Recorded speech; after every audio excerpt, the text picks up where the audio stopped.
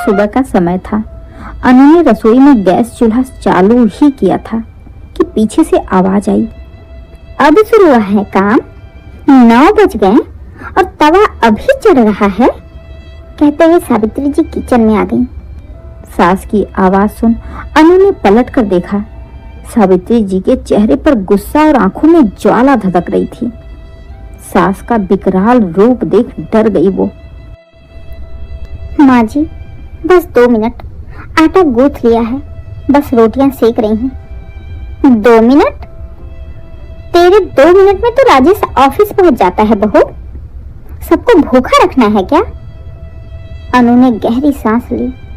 माँ जी, कल पूरी रात बुखार में पड़ी थी, इसलिए थोड़ी सी आंख लग गई। बहू की बात सुन सावित्री जी ताने मारते हुए बोली, बुखार हो या बहाना, काम का वक्त तो वही होता है ना बहू।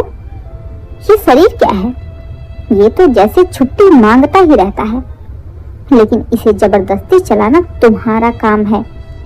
तभी राजेश भी कमरे से निकलते हुए बोला, माँ, अनु कल सच में ठीक नहीं थी।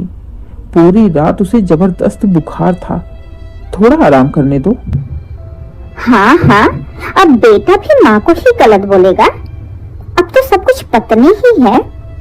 कहते हुए सावित्री जी ने तीखी नजर अनु पर डाली। अनु चुप रही, लेकिन उसकी आंखों में हल्की नमी थी। ये सोच कि बीमारी में भी इस घर में चैन नहीं है। दिन बीत गया पर घर में सन्नाटा छाया रहा।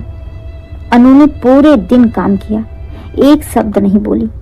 शाम को जब खाने का समय हुआ तो सावित्री जी ने थाली से रोटी उठाते हुए बोला, देखो तो जरा, ये क्या बना दिया इसमें? रोटियां तो बिल्कुल ही ठंडी हो गई हैं। कौन खाएगा ऐसी रोटी भला? तो अनु ने धीरे से कहा, माँ जी, तबीयत ठीक नहीं थी, इसलिए आज खाना थोड़ा जल्दी बना दिया।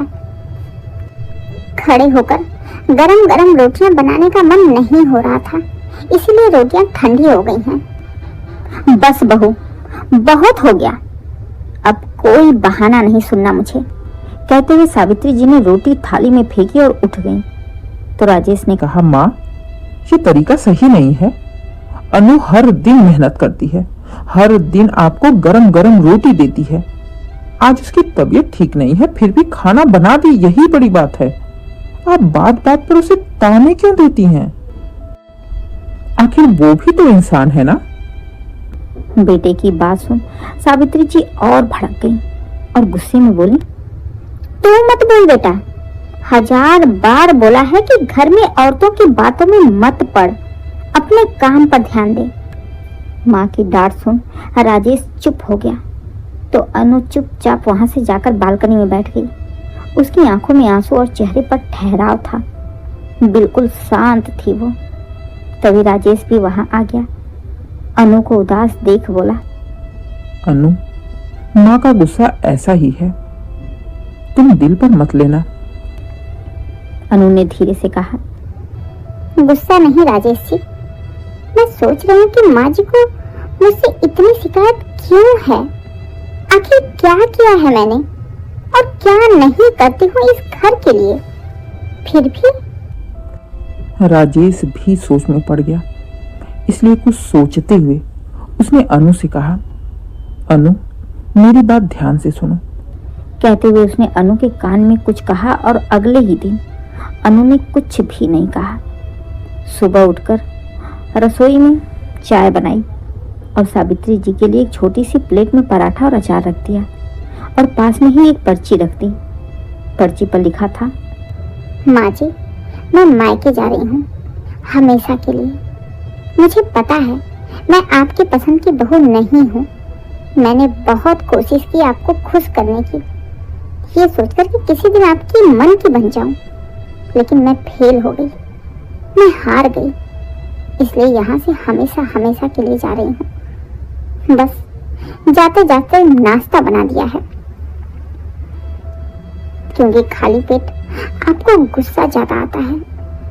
फिलहाल मैं कोशिश करूंगी आपके मन के लायक बनने की, लेकिन अगर ना बन पाई तो मेरी ओर से आप फ्री हैं। अपने बेटे की शादी आप अपने पसंद की लड़की से कर देना। शायद वो आपको खुश रख सके। सावित्री जी ने वो पर्ची पढ़ी और एक पल को चुप रह गई। थाली में देखा तो उनकी पसंद का गर्मा गर्म पराठा था, अचार भी रखा था, लेकिन आज उन्हें अपना पसंदीदा पराठा रास नहीं आ रहा था। दिल में कुछ चुभ रहा था। थोड़ी देर कुछ सोचते हुए राजेश से बोली, राजेश तेरा फोन दे, मुझे अनु से बात करनी है। राजेश ने फोन मिला दिया। अनु बहू कहाँ है तुम? तो अनु ने कहा, बस माँ जी निकल ही रही थी। सावित्री जी को जैसे ही पता चला कि अनु अभी घर में ही है, वो भागते हुए अनु के कमरे में गई और उसे रोकते हुए बोली, बहू कहीं मत जा, तुमने मेरा दिल जीत लिया। मुझे लगा कि तू भी बाकी सब बहुओं जैसी ही है, जैसी मेरी जेठानी की बहुएं हैं, मेरे अगल बगल की बहुएं हैं, जो छोटी छोटी बात पर अपनी सास से लड़ते हैं, झगड़ते हैं, लेकिन तू तो मेरे किसी भी बात का जवाब ही नहीं देती। चाहे मैं कितना भी बुरा बोलूं, चुपचाप सब कुछ बर्दाश्त करती रही। तुम्हारे आने से पहले ये बहू के नाम से मेरे मन में कड़वाहट आ गई थी। चारों ओर देखकर मैं भूल गई थी कि मैं अपने घर का माहौल जैसा रखूंगी, मेरी बहू भी वैसे ही रहेगी। तुमने मेरी सोच बदल दी।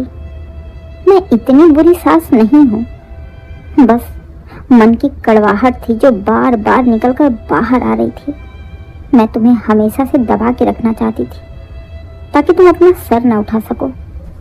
देखा नहीं मेरी जेठानी का हाल, उनकी बहू ने क्या किया उनके साथ, अगल बगल वालों का देख लो।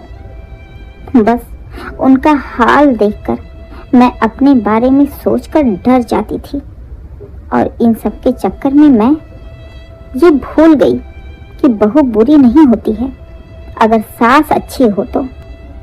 अचानक से ही सावित्री जी का बदला रूप देख एक बार फिर से अनु की आंखों में आंसू आ गए, लेकिन ये आंसू दुख के नहीं थे, तानों के नहीं थे, ये खुशी के आंसू थे कि लेट ही सही कम से कम सावित्री जी ने अनु को समझा तो सही। वो कहते हैं ना, देर आए दुरुस्त आए। अब जाकर अनु को अपना घर घर लग रहा था। आज उसे अपना ससुराल ससुराल लग रहा था। उसने भी मायके जाने का इरादा छोड़ दिया। इधर राजेश सास बहू का मिलन देख खड़े खड़े मुस्कुरा रहा था। उसकी एक छोटी सी तरकीब काम आ गई, क्योंकि अपनी माँ को वो अच्छी तरह से जानता था कि उसकी माँ मुंह से कड़वा जरूर बोलती है, लेकिन दिल की कड़वी नहीं थी। उनके मन में कुछ डर था जो आज खत्म हो चुका था। कभी कभी एक चुप्पी भी 1000 बोलती बंद कर सकता है, जैसे अनु की चुप्पी ने उसकी सास को बदलकर ही रख दिया। दोस्तों, आपको हम सास बहू की वीडियो कैसी लगी कृपया कमेंट करके जरूर बताएं, और हाँ, चैनल को सब्सक्राइब जरूर करिए। हमारा नया चैनल है, प्लीज़ सपोर्ट करिए। हाँ दोस्तों, प्लीज